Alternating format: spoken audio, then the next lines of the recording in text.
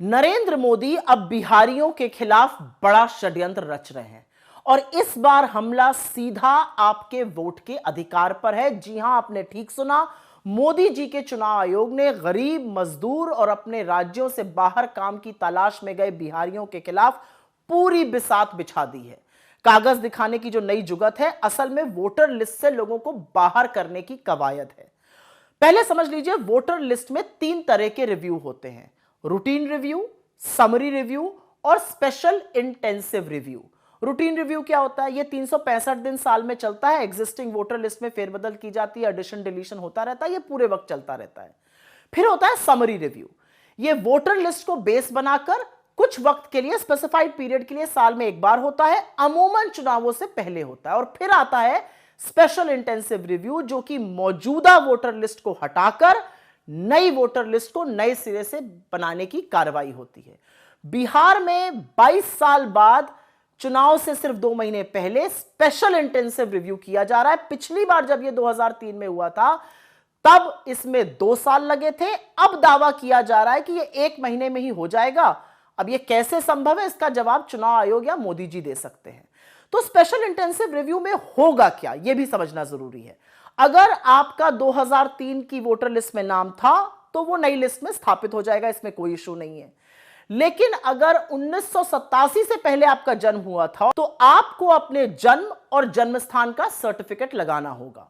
लेकिन अगर आपका जन्म 87 से 2004 के बीच में हुआ तो आपको अपने माता या पिता में से एक का जन्म और जन्म स्थान का प्रमाण पत्र लगाना होगा।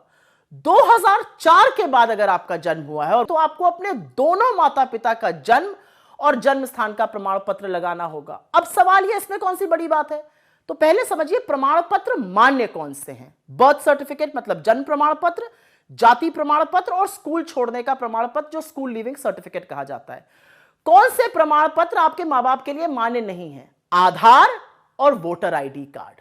अब इसी से बहुत सारे ज्वलंत सवाल खड़े होते हैं। 3 महीने पहले ही बिहार में समरी रिव्यू हुआ था, तो उस समय स्पेशल इंटेंसिव रिव्यू की बात क्यों नहीं की गई? दूसरा सवाल, नए चुनाव आयोग ने बोला था अभी 1 महीने पहले कि उन्होंने 4000 कंसल्टेशन किए, तो उनमें से एक में भी स्पेशल इंटेंसिव रिव्यू पर चर्चा क्यों नहीं की गई?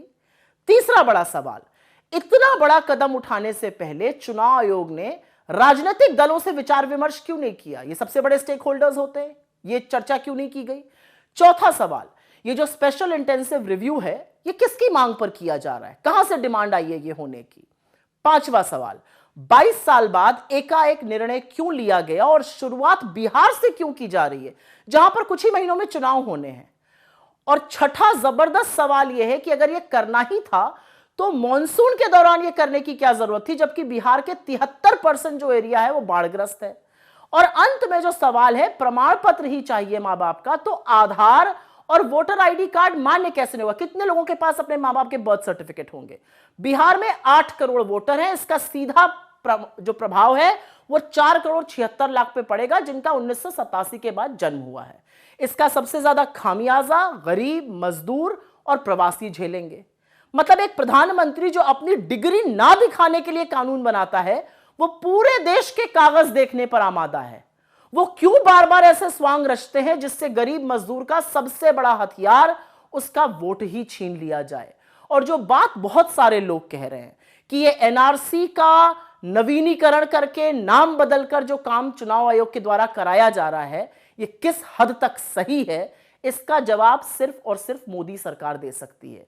लेकिन चुनाव के 2 महीने पहले यह होना और इससे संभवतः बहुत सारे लोग वंचित रह जाएंगे वोट देने से, यह सवाल आज पूरा देश के चुनाव आयोग से और नरेंद्र मोदी जी से पूछ रहा है।